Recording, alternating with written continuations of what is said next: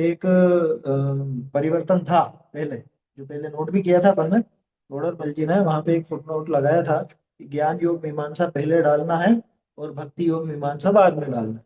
तो ये नई पुस्तकों और पुरानी पुस्तकों में आपको अंतर दिखेगा। चलिए, भक्ति योग मीमांसा वाला वाले के हिसाब से मैं बता रहा हूँ, पुरानी पुस्तकों के हिसाब से जो पेज नंबर है इसमें। ठीक है, पहले भक्ति योग मीमांसा का यहाँ पे सगुण निर्गुण भेद आदि के वो बताया। और 116 नंबर पेज पर ये वो मैंने सब पलट दिया। आप सुनते तो मुफ्त अवॉइड इसलिए कर। ये ज्ञान योग पढ़ रहे हो आप, पहले इसमें भक्ति योग दे रखा है पुरानी में। मैंने उसके हिसाब से पेज नंबर बोला। अच्छा हाँ ठीक है, 116 में बहुत बढ़िया। 116 में भक्ति योग वाले, भक्ति योग का अगला पेज निकालो, ये तो ज्ञान योग ही चल रहा है। आगे आएगा वो तो, दो चार पेज बाद आएगा। भक्ति हुई। हाँ, चलो चलो भक्ति है ना? हुई। भक्ति योग मीमांसा में अ, ये पैराग्राफ आपको मिलेगा नई पुस्तकों में, मेरे ख्याल से 120 पर आना चाहिए। 119 से शुरू। हाँ, तो वो 100, ये जो है, तथा कितने नाम ही जपते हैं, ये पैराग्राफ है। 120 पे आना चाहिए ये पैराग्राफ। तथा कितने नाम ही जपते हैं, है ना? ये पैराग्राफ अपन देखते हैं, ये काम का है, क्योंकि अपने जैन में भी बहुत से लोग नाम का जाप स्मरण इत्यादि बहुत करते हैं, है ना? सो जिसका नाम जपते हैं उसका स्वरूप पहचाने बिना केवल नाम ही का जपना कैसे कार्यकारी होगा?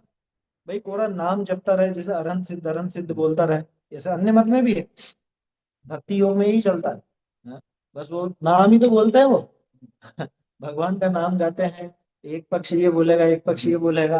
हाँ, तो पूरा नाम जपते हैं, उसका स्वरूप पहचाने बिना केवल नाम ही जपना कैसे कार्यकारी होगा? ये मूल बात है, इसीलिए इस पर निशान लगाया था मैंने।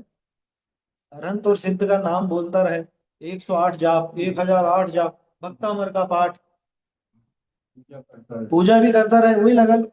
पूजा में भी बोलता रहे, लेकिन पूरा स्वरूप पहचाने बिना नाम जपना कैसे कार्यकारी हो? यदि तू कहेगा कि नाम ही का अतिशय है, तो जो नाम ईश्वर का है वही नाम किसी पापी पुरुष का रखा, वहां दोनों के नाम उच्चारण में फल की समानता हो, सो कैसे बनेगा?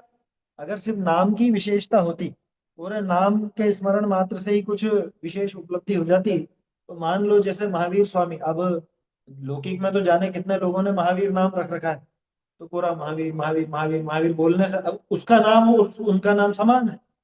कितनी वो पार- कितनी कोई सजा हुई होती हाँ, है। अरे भगवान के जो नाम है, उन्हीं नाम वाले व्यक्ति कोई अपराधी भी हो गए हैं? तो कोई अपराधी हो गए और आप तो सिर्फ नाम जाप कर रहे हो नाम का, और सोच रहे हो कि नाम से कुछ विशेष उपलब्धि हो जाएगी, तो ऐसा कैसे होगा? दोनों के नाम उच्चारण में फल की समानता हो, सो कैसे बनेगा? इसलिए स्वरूप का निर्णय करके पश्चात भक्ति करने योग्य हो, उसकी भक्ति कर। स्वरूप का निर्णय करने के बाद में जो भक्ति करने के योग्य है, मतलब पहले उनका स्वरूप समझो, सीधी सी बात ये है। भक्ति करने के पहले उनका स्वरूप समझा जाता है। अगर स्वरूप का निर्णय नहीं हो और पूरा बस भक्ति करता जाए, सिर्फ नाम नाम बोलता जाए, उतने मात्र में कोई भक्ति होती नहीं है, उसका कोई फल नहीं होता। ये अपने को भी समझना चाहिए। इसके बाद आगे निर्गुण भक्ति और सगुण भक्ति की बात आई है, जहाँ पे तरह तरह का वर्णन है। और अच्छा, ये बीमारी अपने में भी आ गई। कौन सी? जैसे नीचे वर्णन दिया ना, वो लौकिक श्रृंगार वर्णन जैसा वर्णन किया, युद्धादि का वर्णन किया, काम क्रोधादि कार्यों को प्रकट करने का ऐसा किया, या किसी का भी वो भगवान का नाम लेकर के उस तरह की भक्ति बनाते हैं, ऐसे अपने में भी करने लग गए। मुझे तो एक चीज पर बड़ा आश्चर्य होता है, जैसे अन्य मत में वो पालना झूलन का महत्व है, ऐसे ही अपने कार्यक्रमों में पालना झूलन है। और मैं पहले भी, अपन ने तो पहले भी चर्चा की, और फिर आप लोगों से कहता हूँ, आपको कहीं ग्रंथों में मिले कि भगवान को बचपन में ऐसे ऐसे करके पालना झुलाया गया, या इस तरह का कोई उल्लेख मिले या उसका प्रकरण मिले, तो आप बताइए, अपन उसको स्वीकार करें। पर ऐसा मिलता नहीं। अभी की कहानियों की बात नहीं कर रहा, मूल आचार्यों के ग्रंथों की बात कर रहा हूं। और वो भी इतनी एक महत्व की क्रिया हो गई कि उसके बिना जैसे पंच कल्याण की अधूरा रह गया। पालना झूलन नहीं किया तो मानो पंच कल्याण की अधूरा रह गया। तो वो चीज उचित नहीं है। वो जैसे अन्य मतों में वो सगुण भक्ति वाली बात है, उसी तरह से यहाँ पर भी वैसी भक्ति मान ली लोगों ने। और भजनों में कितना वो उल्टा सीधा भर दिया, नए भजनों में कुछ भी बना देते हैं। वो गुल्लुटिया लाई रे और वो जाने क्या क्या ऊट पटांग अपने में भी कर देते हैं, तो वो उचित नहीं है। आगे और भी वर्णन है, जो कुछ तो ऐसे ऐसे नामों से ऐसी क्रियाओं से भक्ति की जाती है जो कि लोक में निंद कहलाते हो, ऐसे कार्य। अब कोई कहे कि भाई प्रवृत्ति चलाने के लिए ऐसा किया, तो भाई पर स्त्री सेवन आदि ऐसे निंद कार्यों की प्रवृत्ति ये चलाई जा रही है। करते हुए जिन गुणों का वर्णन करते हैं उस रूप ही परिणाम होते हैं। हाँ, ये आगे आ रही है ना लाइन। तथा स्तुति करते हैं, इस पे निशान लगाया था तुमने। तथा स्तुति करते हुए जिन गुणों का वर्णन करते हैं उस रूप ही परिणाम होते हैं, वो उन्हीं में अनुराग आता है। इस लाइन को अपन दोनों तरह से समझो। क्या कि अगर मैं किसी व्यक्ति की उसके दोषों का नाम ले रहा हूँ, वो भी उसमें भक्ति भाव पूर्वक, तो निश्चित रूप से मैं भी उन दोषों के प्रति आसक्त तो होऊंगा ही होऊंगा। वो दोष मेरे भी जीवन में प्रवेश करने ही वाले हैं। क्यों? क्योंकि मैं उन्हीं उन्हीं दोषों को गुण मान करके पूज रहा हूँ। मैं उन दोषों को गुण जैसा समझ रहा हूँ। इसलिए ये बहुत जरूरी है समझना कि क्या चीज सम्मान करने लायक है और क्या चीज सम्मान करने लायक नहीं है। किस भाव की भक्ति की जाए और किस भाव की भक्ति नहीं की जाए। तोड़र जी ने ये काम शुरू में ही कर दिया, पहले ही अधिकार में दिखाया ना। जीव स्तुति योग्य और निंदा योग्य किस तरह से होता है। स्तुति योग्य तो वो हमेशा वीतरागता और ज्ञान की वृद्धि से होता है। राग आदि के अभाव और ज्ञान की वृद्धि से जीव स्तुति योग्य होता है। और राग आदि के बढ़ने और अज्ञान की प्रवृत्ति बढ़ने अथवा ज्ञान के अभाव से निंदा योग्य होता है।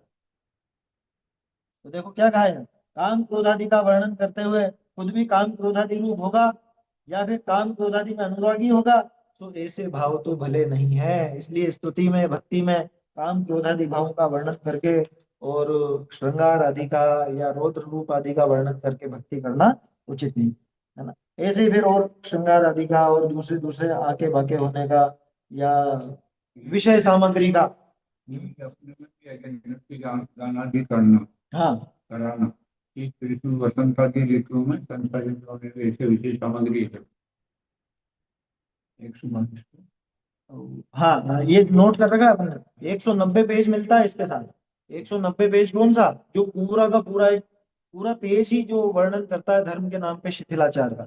ये निशान लगाया था पहले अपन ने। इसको अपन ने हेडिंग भी दी थी, ये धार्मिक कार्यक्रमों में विषय पोषण, ये पूरा 190 पेज पर है। और उसके साथ ही पैराग्राफ मिलता है जो 118 पर आपको दिया गया है।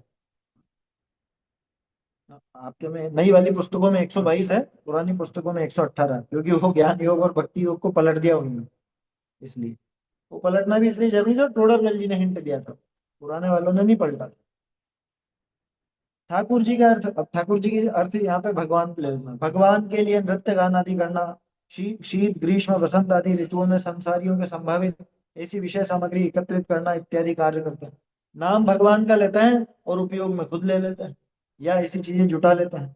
वहां नाम तो ठाकुर का लेना और इंद्रियों के विषय अपने पोषना, सो विषयासक्त जीवों द्वारा ऐसा उपाय किया गया है।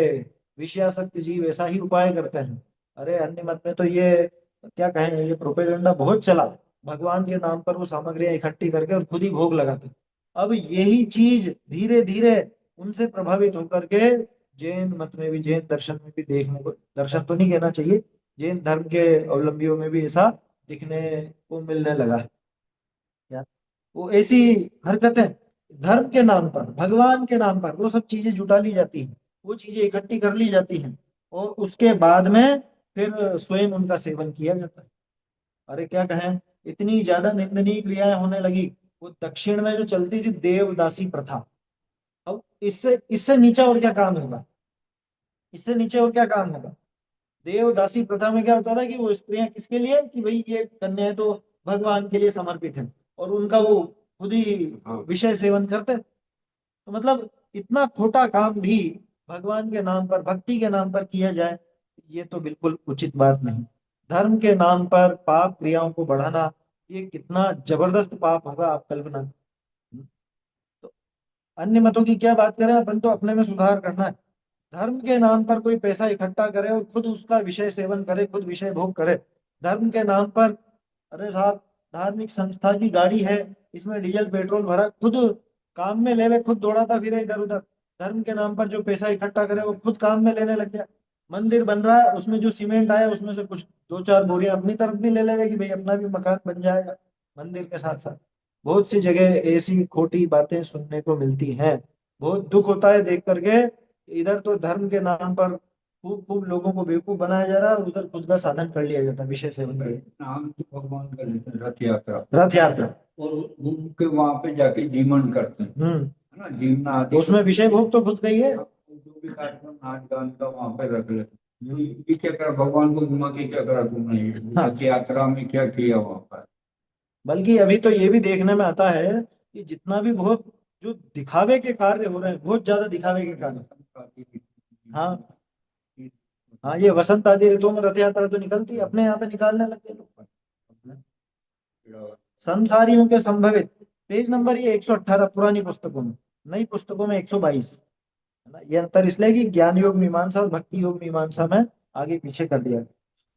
तो नाम ठाकुर का लेना और मतलब भगवान का लेना और इंद्रियों के विषय अपने पोषना, सो विषयासक्त जीवों द्वारा ऐसा उपाय किया गया है। तथा वहां जन्म विवाद एक सोने जागने इत्यादि की कल्पना करते हैं, अपने करने लग गए वो झूला झूलाने की, और इस हाँ, जन्म की। है जन्म की ये होगी ना ऐसी कल्पना।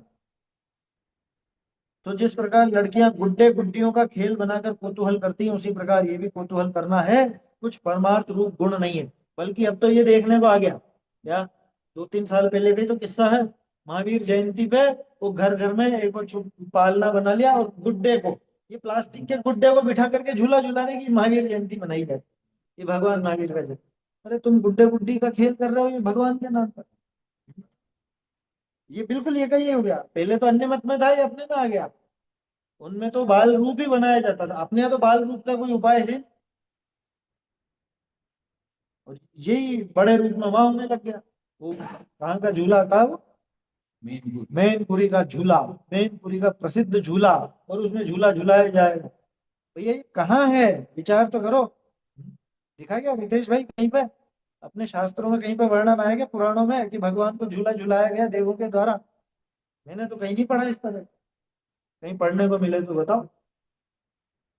भाई इन बातों पर मतलब चर्चा होना बहुत जरूरी है, क्योंकि ये कैसे घर कर जाती है और ये सैकड़ों वर्षों तक चलती रहती है। बाद में कोई मिटा नहीं पाएगा इसको। जो खोटी चीज खोटी बात घुस जाएगी, अभी नहीं मिटा सकते। अपन कितना ही चिल्ला लें, कितना ही बोल लें, कौन सुनने वाला है? बल्कि सुनने वाले ही बोलियां ले लेकर के और वहां पे झूला झूला करके आएंगे क्या। सबसे बड़ी बोली जाती है झूला झूला में, पालना झूला की। हाँ, सबसे बड़ी। और खास बात यह है, मतलब मेरी नजर में तो सरासर मूर्खता है। क्यों मूर्खता है? क्योंकि आखिर में सबको फ्री में झूला झूलाने को मिलता है। आखिर में सबको मिल जाता है, तो पहला झूला करके क्या ध्यान कर लिया। और कहाँ आया शास्त्रों में, कहाँ पर आया ऐसा कि भगवान को झूला झूलाया गया? ये जैसा अन्य मतों में चलता है, ऐसा ही यहाँ पर भी चला दिया। और जैन मत में भी गड़बड़ होने लगी, है ना। इसलिए विचार करने की बात है, बहुत विचार करने की बात। कुछ परमार्थ रूप गुण नहीं है ना। बाल ठाकुर का मतलब वो छोटे भगवान का स्वांग बनाकर चेष्टाएं दिखाते हैं, उससे अपने विषयों का पोषण करते हैं, और कहते हैं कि ये भी भक्ति है, इत्यादि क्या क्या कहें। अब देख लो ना भक्ति में नृत्य गान कैसे कैसे होता है। स्टेज तोड़ भक्तियां होती है। क्या, स्टेज तोड़ भक्ति समझ गए? ऐसा नृत्य होता है उछल उछल करके। और वो उसमें भी फिर एक वो क्या बोलते हैं अपना, हाँ, स्त्रियों का तो खैर वो नाच गान का ही, लेकिन एक अपना स्टेटस दिखाने का वो हो गया है उसमें भी। हमारे यहाँ पे इतने ज्यादा जने नाचे, और हमारे यहाँ इस लेवल का नृत्य हुआ, हमारे यहाँ इस लेवल के परफॉर्मर आए, परफॉर्मेंस करने आए हैं। क्या, क्या गजब की इन्होंने वो दी है, ऐसा नाच और ऐसा अलग ही संगीत हमने बनाया है। भैया क्या कर रहे हो तुम, धर्म के नाम पर क्या कर रहे हो? ऐसी अनेक विपरीतताएं सगुण भक्ति में भी पाई जाती हैं। इस प्रकार ये दोनों प्रकार की भक्ति से मोक्ष मार्ग कहते हैं, सो उसे मिथ्या दिखाया।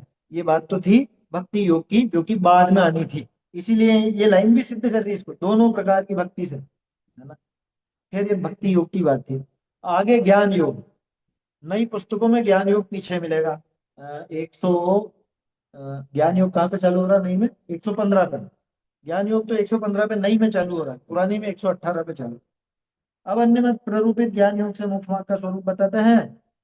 और ज्ञान योग में मुख्य रूप से जैसे सर्वव्यापी परम ब्रह्म आदि की बात थी, उसका मिथ्यापना पहले बताया ही है ना। और बाकी सारा भ्रम बताते हैं, ये जगत में जो कुछ हो रहा है वो भ्रम है। ये बात की जिसका ये मानता है सर्वथा शुद्ध ब्रह्म स्वरूप मानना हाँ, क्या।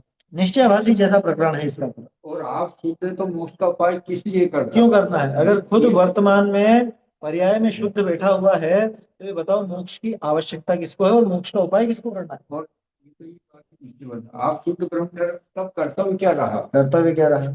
अगर अपने आप को आप शुद्ध हूँ अभी हम्म। वर्तमान में शुद्ध हूँ ऐसा कहते हो, पर्याय में वर्तमान में पर्याय में। और लिख दिया ना, आगे पकड़ लिया टोडरमल जी ने वही शैली से, दो दो बात कह करके कि भाई ये है कि ये है, अगर ऐसा बताएगा तो ये दोष, ऐसा बताएगा तो ये दोष। और अब आप काम क्रोध आदि सहित अशुद्ध हो रहा है, उसे अशुद्ध जाने तो भ्रम कैसे हो, और शुद्ध जानने पर भ्रम होगा।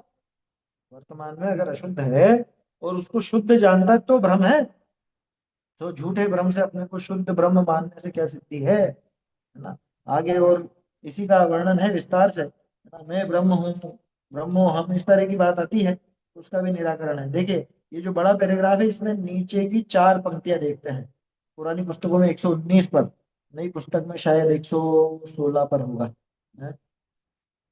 क्या इसलिए भ्रम छोड़कर ऐसा जान कि जिस प्रकार स्पर्शन आदि इंद्रियों का तो, इंद्रियां तो शरीर का स्वरूप है, सो जड़ है। ये बड़ा वाला पैराग्राफ है ना। तथा तू कहेगा ये काम क्रोध आदि तो मन के धर्म है, ये रहा। हाँ, 116 पे है नई में, पुरानी में 119 पर है। इस पैराग्राफ के आखिर में, अच्छा इन्होंने तोड़ दिया, नई वाली में तोड़ दिया। विशेष इतना जो लिखा उसके पहले की चार लाइन, जिस प्रकार स्पर्शन आदि इंद्रियां तो शरीर का स्वरूप है, सो जड़ है, उसके द्वारा जो जान बना होता है, सो आत्मा का स्वरूप है। उसी प्रकार मन भी सूक्ष्म परमाणुओं का पुंज है, वह शरीर ही का अंग है। क्या कहा कि भैया, ये बिल्कुल स्पष्ट कर दिया टोडरमल जी ने कि क्या क्या बात है यहाँ। स्पर्शन आदि इंद्रिया कि वो शरीर है, शरीर का हिस्सा है, तो इस वजह से वो जड़ है। उसके द्वारा जो जान पना होता है वो आत्मा का स्वरूप है। इंद्रियों के माध्यम से जो जान पना हो रहा है वो आत्मा का स्वरूप। उसी प्रकार मन भी सूक्ष्म परमाणुओं का पुंज है, वह शरीर ही का अंग है। क्या? मन भी सूक्ष्म परमाणुओं का पुंज, मनोवर्गणा है ना, मनोवर्गणा से बना हुआ, वो भी शरीर का ही अंग, और उसके द्वारा जान पना होता है, वह काम क्रोध आदि भाव होते हैं। सो सर्व आत्मा का स्वरूप है, ये स्वीकार करना। क्या मतलब? स्वरूप का अर्थ क्या है यहाँ पे? आत्मा की ही पर्याय में होने वाली चीजें हैं, है ना। वो काम क्रोध आदि भाव, वो अज्ञान, वो राग द्वेष, है ना, ये सब चीज, वो जानना भी वो पर्याय में हो रहा है, तो वो आत्मा का पर्याय जन्य स्वरूप है। विशेष इतना, ये खास बात, ये दोनों चीजें यहाँ दिखा दी, ये 195 पेज से मिलती हुई बात है, जो निश्चयाभासी का प्रकरण है उससे मिलती हुई बात है। ये विशेष इतना, अभी यहाँ अपने सामने दो चीजें हैं, एक जानपना और एक रागादि भाव। जानपना तो निज स्वभाव है, और काम क्रोध आदि औपाधिक भाव है, उनसे आत्मा अशुद्ध है। जानपना वो तो निज स्वभाव, अपना स्वयं का स्वभाव है, और काम क्रोध आदि यानी कि राग द्वेष मोह इत्यादि समस्त जितने भी विभाव हैं, वो सब औपाधिक भाव हैं, उनसे आत्मा अशुद्ध है। जब काल पाकर काम क्रोध आदि मिटेंगे और जान पने के मन इंद्रिय की अधीनता मिटेगी, जान पने के, ठीक है, दोनों का अर्थ वही आ रहा है, मतलब जानना जब इंद्रिय आदि के अधीन नहीं रहेगा, मन और इंद्रियों की अधीनता मिटेगी, तब केवल ज्ञान स्वरूप आत्मा शुद्ध होगा। ये पंक्तियां तो टोडरमल जी की वो प्रशस्ति का ही अनुवाद जैसा है। या ये तो है औपाधिक भाव, इनके विन से मैं शिवराव, ऐसा लिखा ना। ये सब है क्या? औपाधिक भाव। तो दे रखा, जो उन्होंने प्रशस्ति लिखी थी,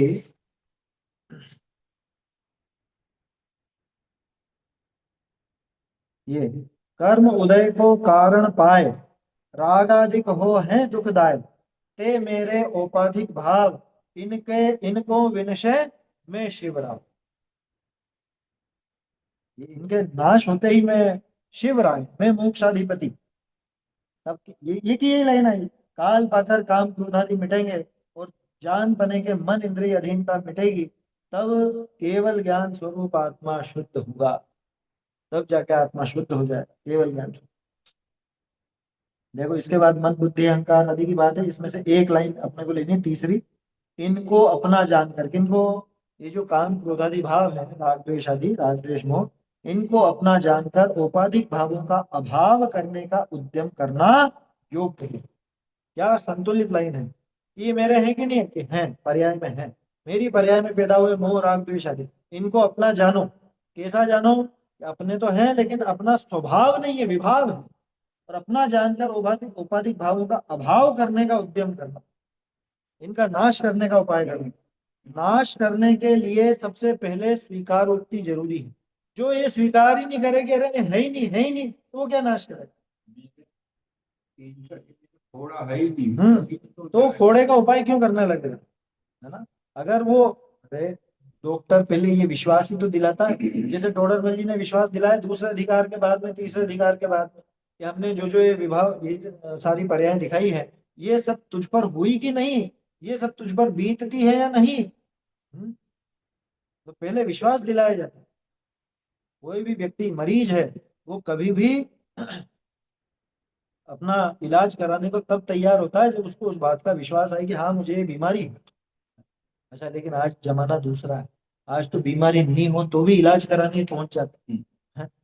बीमारी नहीं हो तो भी, अरे डॉक्टर साहब कुछ कुछ है तो सही, आप देख लो एक बार। हैं? अब वो डॉक्टर भी जानता है कि इसको तो दिमागी फितूर है, तो ऐसे ही कुछ भी चारा ना अठाने की गोली देकर के कह देता हाँ ठीक है ये ले लेना, हो जाओगे ठीक। जबकि है कुछ भी नहीं बीमारी। है वो तो दूसरी बात। लेकिन खास चीज यहाँ पे यह है कि सबसे पहले अपने राग द्वेष मोह इत्यादि भावों को अपनी पर्याय में हुए स्वीकार करना। ये अपना स्वभाव नहीं है, ये स्वीकार करना। और मैं इनका नाश कर सकता हूँ, ये मेरे ही कारण हुए हैं, ये स्वीकार करना, तो उनके नाश का उपाय कर भी सकते, है ना। ऐसा।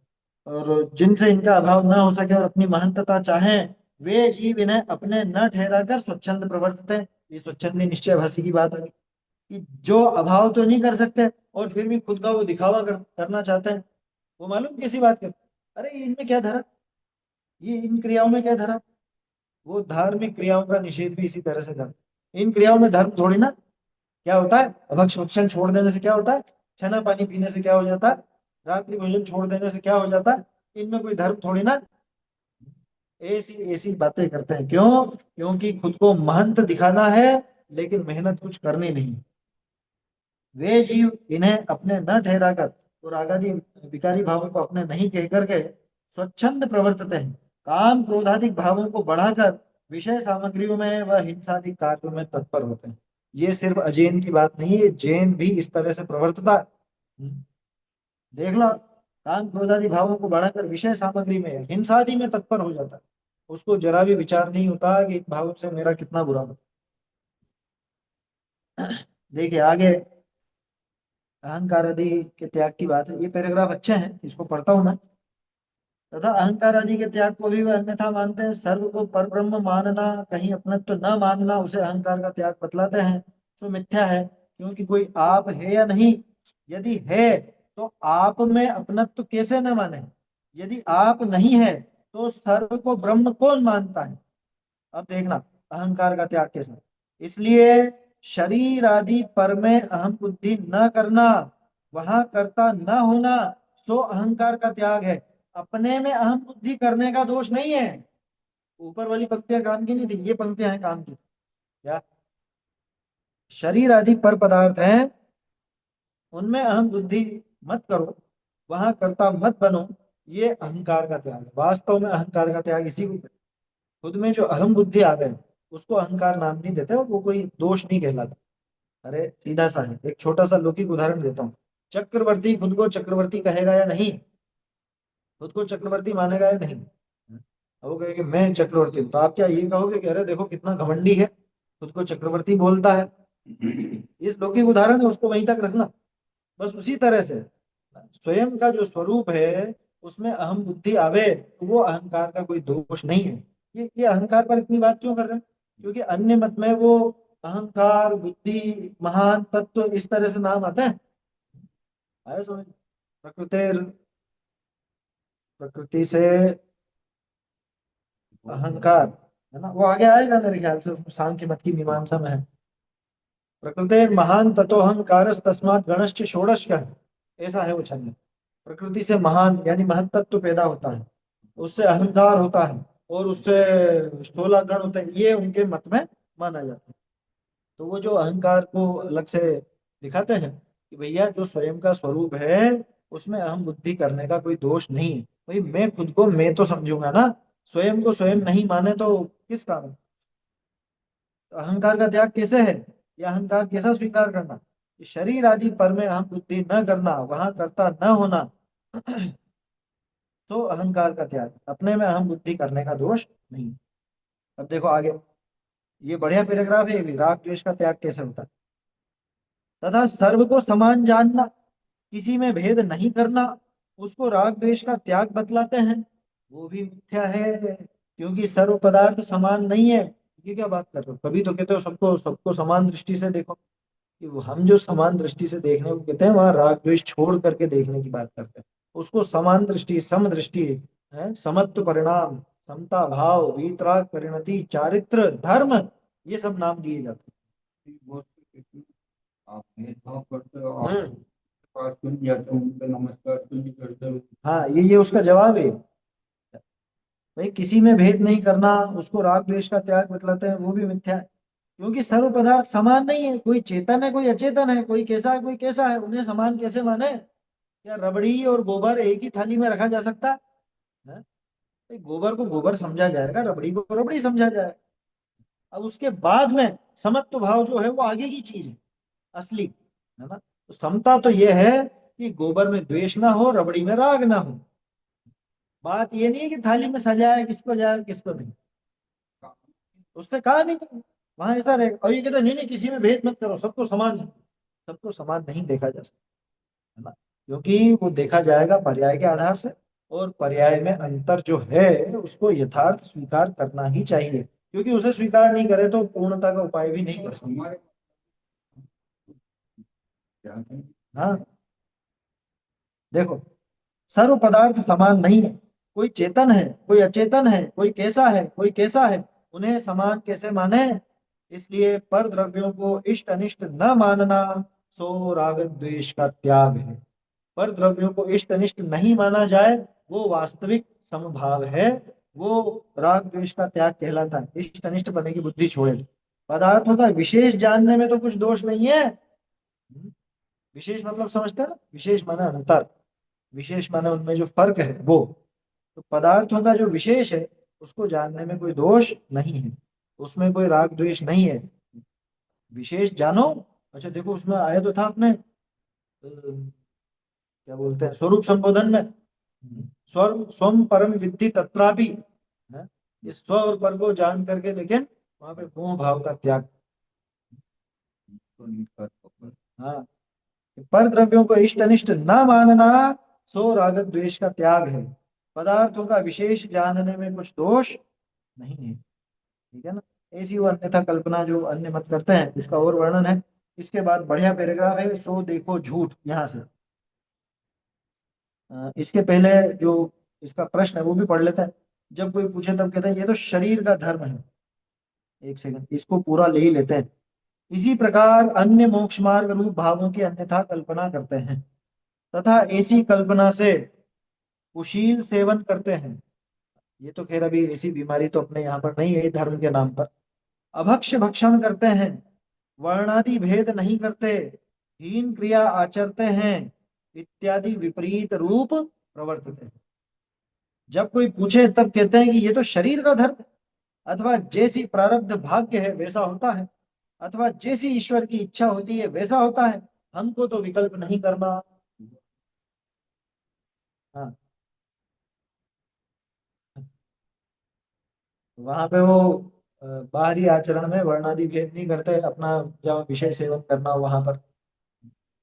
यूं, वही जो जैसे 4 प्रकार के वर्ण बताए जाते हैं, है ना, ब्राह्मण क्षत्रिय वैश्य शूद्र वगैरह, वो वर्णादि भेद नहीं करते। तो क्या करना चाहिए, ये उसकी बात नहीं चल रही, बात इसलिए लिखी टोडर मल्ली ने क्योंकि अन्य जगह तो वहाँ चलाते हैं, लेकिन अपना विषय सेवन करते हैं तो तब नहीं चलाते। इसी बात, मूल तो अपने को ये देखना है, अभक्ष्य भक्षण करते हैं। क्या मोक्ष मार्गी कहते हुए स्वयं स्वयं को धर्मात्मा कहते हुए, और जब कोई पूछे तो ये तो शरीर का धर्म है। देखो ये तर्क तो अपने स्वाध्यायों में भी आपने सुन लिया होगा। कई बार जिनको थोड़ा अध्यात्म का अजीर्ण हो जाता है वो इस तरह की बात करते हैं, अरे ये तो शरीर की क्रिया है, इसमें क्या धर्म है। अभक्ष भक्षण नहीं करते, इसमें क्या धर्म है। गर्म पानी पीते हैं, इसमें क्या धर्म है। छना हुआ पानी पीने में क्या धर्म है विशेष। ये पंक्तियां कुछ काम की हैं इसमें, है ना। ये तो शरीर का धर्म है। अभक्ष भक्षण करते हैं, हीन क्रिया आचरते हैं, इत्यादि विपरीत रूप प्रवर्तते, जब कोई पूछे तब कहते हैं ये तो शरीर का धर्म है, अथवा जैसा प्रारब्ध हो वैसा होता। क्या, अरे साहब होनहार होगा जैसा ही तो होगा, उसमें हम क्या करें। ऐसी होनहार है, जब सुधरना होगा तब सुधर जाएंगे। अभक्ष भक्षण जब छूटेगा तब छूट जाएगा, हम क्या कर सकते हैं। खैर ये वाली बात तो अपने नहीं आती, ईश्वर की इच्छा वाली। लेकिन जो ना समझे वो तो ये बात भी कह सकते हैं। हमको तो विकल्प नहीं करना। लो, निश्चयवासी का ही तो प्रकरण आ गया ये। वो भी तो यही कहता, हमें विकल्प नहीं करना। हम क्यों विकल्प करें। अब देखना, स्वच्छंदता का पूरा निषेध है इस आगे की पैराग्राफ। सो देखो झूठ आप जान जान कर प्रवर्तता है, उसे तो शरीर का धर्म बतलाता है। स्वयं उद्यमी होकर कार्य करता है, उसे प्रारब्ध कहता है। और आप इच्छा से सेवन करें, उसे ईश्वर की इच्छा बतलाता है। विकल्प करता है और कहता है हमको तो विकल्प नहीं करना। इतनी बातें हो गई। खुद चला करके जिसमें प्रवृत्ति कर रहा है उसको तो कह रहा है कि अरे ये तो शरीर का धर्म है। शरीर का धर्म किसको, वही अभक्ष भक्षण को, पांच इंद्रिय के विषय भोग सेवन को, उनको तो शरीर का धर्म बताता है। खुद उद्यमी होकर के काम कर रहा है और वहां प्रारब्ध कहता है। ये बात समझ में आ रही। उद्यमी होकर के कर रहा है माने ये स्वयं पुरुषार्थ करके वो काम कर रहा है, और नाम ले रहा है कि साहब प्रारब्ध। प्रारब्ध यानी भाग्य। ऐसा कहने में क्या क्या बात है। भाग्य की बात वो करता है जो पुरुषार्थ को नकारता है, और ये स्वयं बुद्धि पूर्वक पुरुषार्थ पूर्वक वो खोटे कार्य कर रहा है, और इधर नाम क्या लेता है, अरे साहब भाग्य अनुसार होनहार अनुसार होनहार होनहार। पेज नंबर 120 पुरानी पुस्तकों में, नई पुस्तकों में 100 कौन सा है, 17, 117 नई वाली में। स्वयं उद्यमी होकर कार्य करता है उसे प्रारब्ध कहता है, और आप इच्छा से सेवन करें उसे ईश्वर की इच्छा बतलाता है। इच्छा खुद की है क्या? और वहां पे ईश्वर की इच्छा है। मतलब गजब की बात है, 250-300 साल पहले टोडरमल जी ने बातें लिखी। आज जितने भी ये फ्रॉड बाबा वगैरह होते हैं ना वो इसी तरह की बात करते हैं। वो अपने उस विषय पोषण का, वो जो जेल में बंद है, या अब तो खैर राजनेताओं के उससे निकल भी आते हैं बाहर बीच बीच में, हैं? वो इसे कहता है अरे ईश्वर की मर्जी है ये तो, हैं? वो अपराध करे जाओ, ये तो ईश्वर की मर्जी है। ये तो, और तुम्हारा तो भाग्य खुल गया। बोलो, आप इच्छा से सेवन करें उसे ईश्वर की इच्छा बतलाता है। खुद विकल्प करता है और कहता है हमको तो विकल्प नहीं करना। हम्म? विकल्प करता है और कहता है कि हमको विकल्प नहीं करना, विकल्प ही विकल्प में पड़ा है। अच्छा, और ज्यादातर लोग बोलते हैं हम तो विकल्प करते ही नहीं साथ कुछ भी। निश्चय भसी है पूरा ये, इसीलिए इसमें लिख दिया अपन ने हेडिंग, स्वच्छंदता का निषेध। स्वयं पूरे राग द्वेष के विकल्पों में पड़ा हुआ, और क्या कहता है हम तो विकल्प करते ही, हमारे तो कोई विकल्प है ही नहीं। अरे जी भर के कषाय करे, क्रोध आदि में भी प्रवृत्त है ना, मान आदि रूप प्रवृत्त, और क्या कहता है, मुझे तो कषाय होती ही नहीं, हमारे तो राग द्वेष है ही नहीं। ये तो ऊपर ऊपर दिख रहा है बस, हमारे है नहीं। ऐसी झूठी बातें बनाता है यार। हमको तो विकल्प नहीं करना, सो धर्म का आश्रय लेकर विषय कषाय सेवन करना है, इसलिए ऐसी झूठी युक्ति बनाता है। इससे बढ़ के और फ्रॉड कौन होगा। यदि अपने परिणाम किंचित भी न मिलाए तो हम इसका कर्तव्य न माने। क्या मतलब कि भैया वो काम अपने आप हो जाता और इसके परिणाम नहीं होते। जैसे मान लो आप कहीं पर फंस गए, है ना, कोई सफर में गए और वहां पे गाड़ी खराब हो गई और जंगल में फंस गए। वहां आपके परिणाम बिल्कुल भी नहीं है कि हम यहाँ पे रुके, बिल्कुल भी रुकने के नहीं। लेकिन क्या करो, रुकना पड़ रहा है। इसको कहते हैं अपना परिणाम बिल्कुल भी ना मिला, तो हम कहेंगे हाँ भाई ये तो ठीक है, इसको मतलब इसकी बिल्कुल भी इच्छा नहीं थी। यदि अपने परिणाम किंचित भी न मिलाए तो हम इसका कर्तव्य ना माने। हम फिर ये नहीं कहेंगे कि हाँ ये जबरदस्ती रुका रहा हूँ, ये तो मजबूरी पड़ गई ना। ऐसे ही अब ये क्या करता है, काम खुद कर रहा है, भाव खुद के हो रहे हैं, स्वच्छता खुद की है पूरी, है। स्वयं विषय कषाय रूप प्रवर्त रहा है, पुरुषार्थ पूर्वक प्रवर्त रहा है, और ऊपर से कहता है कि नहीं साहब मेरा कुछ भी नहीं है इसमें, तो ये तो अपने आप ही हो गया, ऐसे ही होनहार थी। है? तो ऐसा कर्तव्य तो इसी का है भैया, ये इसी ने किया है। जैसे ये आ गया, आप ध्यान धरे बैठा हो, कोई अपने ऊपर वस्त्र डाल गया, वहां आप किंचित सुखी ना हुआ, वहां तो उसका कर्तव्य नहीं है, ये सच है। और आप वस्त्र को अंगीकार करके पहने, अपनी शीतादिक वेदना मिटाकर सुखी हो, वहां यदि अपना कर्तव्य नहीं माने तो कैसे संभव है? यार कितनी बढ़िया बात लिखी है। थोड़ा जी ने सिर्फ ये नहीं लिखा कि कोई वस्त्र डाल गया तो उसका कर्तव्य नहीं, उसमें एक और चीज जोड़ी कि वस्त्र तो सामने वाला डाल गया इसके ऊपर, लेकिन ये उसमें किंचित भी सुख नहीं माने, तब जाके हम सोचेंगे कि हाँ इसका कर्तव्य नहीं। ये असल में बात लेना मुनिराज के ऊपर से, क्या? क्योंकि मुनिराज तो वस्त्र पहनते नहीं, लेकिन सर्दी देख करके, और मुनिराज ध्यानस्थ थे, ये ध्यान में मग्न, या तो क्या आप ध्यान धरे बैठा हो, कोई आया और उनके ऊपर ऐसा वस्त्र डाल करके चला गया, ठीक है, तो बोलो मुनिराज का दोष है या नहीं? अभी बात पूरी कहाँ हुई थी? सामने वाला तो डालकर चला गया, और हाँ बढ़िया, अच्छा अच्छा बढ़िया है, गर्माहट अच्छी है। अब मुनिराज को दोष है या नहीं? अब तो दोष, ये क्यों, खुद थोड़ी ना लाए थे, कोई दूसरा डाल गया था। डाल तो दूसरा ही गया था, लेकिन इनको उसमें जो आनंद आया, सातवें अधिकार में पढ़ चुके हैं अपन, है ना, संवर तक तो संबंधी भूल में जो आई थी बात, वो बात है ना। तो कोई अपने ऊपर वस्त्र डाल के खुद ने नहीं डाला, लेकिन वहां किंचित भी सुखी न हुआ, उसमें सुख नहीं माना, वहां तो उसका कर्तव्य नहीं है, सच है। लेकिन खुद ही वस्त्र को अंगीकार करके पहने, है ना, उस वस्त्र को स्वयं अंगीकार करे और उसको पहन लेवे, अपनी शीतादि वेदना मिटाकर सुखी हो, वहां यदि अपना कर्तव्य नहीं माने तो कैसे संभव है? तथा कुशील सेवन करना, अभक्ष भक्षण करना इत्यादि कार्य तो परिणाम मिले बिना होते ही नहीं, वहां अपना कर्तव्य कैसे ना माने? ये कितनी बड़ी बात है। आप बताओ, सात व्यसन का सेवन कोई अपने आप हो जाता है? बोतल उठ करके अपने आप आ गई साहब हमारे मुंह में, वो शराब की बोतल, हो सकता है ऐसा? जब तक खुद की इच्छा नहीं हो, खुद उठ करके वहां नहीं जाए, तब तक ये काम नहीं। सप्त व्यसन आदि रूप या तीव्र जो पाप के परिणाम है उस रूप, ये स्वयं अपने भाव पूर्वक परिणमता है, ये कभी नहीं हो सकता। अरे साहब हम क्या करें, उन्होंने जबरदस्ती खिला दिया, जबरदस्ती कैसे खिला दिया, पकड़ के मुंह में थोड़ा ठूस देता है कोई? उन्होंने थाली में रख दिया, तू मत खाता, हाथ तो तेरे हैं, मुंह तो तेरा है, आया समझ? लेकिन ये बहानेबाजी करता, अरे वो माने ही नहीं, बाबूजी तो कहते थे वो नहीं माना कि तू नहीं माना। वो तो बच्चों के लिए कहते थे, बहुत से कहते बच्चे नहीं मानते, तो उन्होंने कहा बच्चे नहीं मानते कि तुम नहीं मानते? ये बहानेबाजी क्यों करता है? कुशील सेवन करना, अभक्ष भक्षण करना इत्यादि कार्य तो परिणाम मिले बिना होते ही नहीं, वहां अपना कर्तव्य कैसे न माने? वहां तो कर्तव्य बिल्कुल इसी का है, कर्तव्य इसका मतलब इसी का किया हुआ कार्य है ऐसा।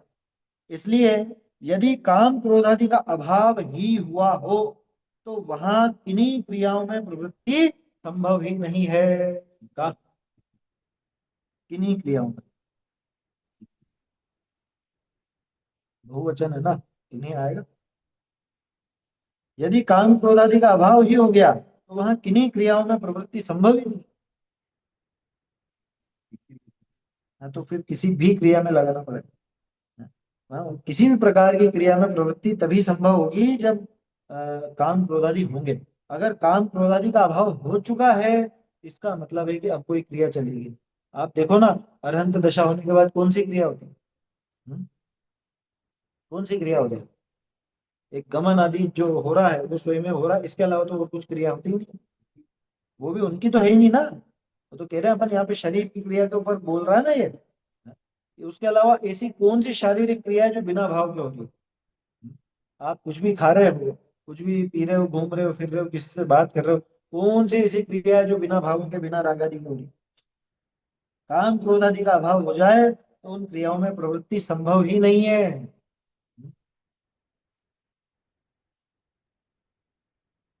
और यदि काम क्रोध आदि पाए जाते हैं तो जिस प्रकार ये भाव थोड़े हो, तद अनुसार प्रवृत्ति करना। क्या बढ़िया पंक्तियां लिखी प्रेरणादायी कि भैया अगर अभी अपने काम क्रोध आदि मौजूद हैं, राग द्वेष आदि मौजूद हैं, तो जिस प्रकार ये भाव थोड़े हो, मतलब जिस प्रकार से भाव घटते जाएं, कम हो जाएं, तद अनुसार प्रवृत्ति करना। स्वच्छंद होकर इनको बढ़ाना युक्त नहीं है। खाने पीने में, घूमने फिरने में, बातें लड़ाने में, कपड़े पहनने में, हर चीज में लगाओ।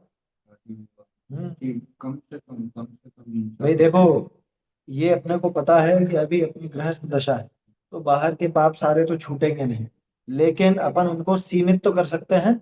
जितना कम से कम में टाल सको उतने कम की कोशिश करना कि अरे साहब ये तो करना ही पड़ेगा, ऐसी कोई जरूरत नहीं है। व्यापार आदि हाँ, विकल्प नहीं हो, कम से कम इंसान। कम से कम विकल्प और कम से कम हिंसा के कार्य हो, ऐसे ही करने चाहिए। चाहे व्यापार हो, नौकरी हो, खाना पीना हो, घर गृहस्थी हो, शादी ब्याह हो, मकान निर्माण हो,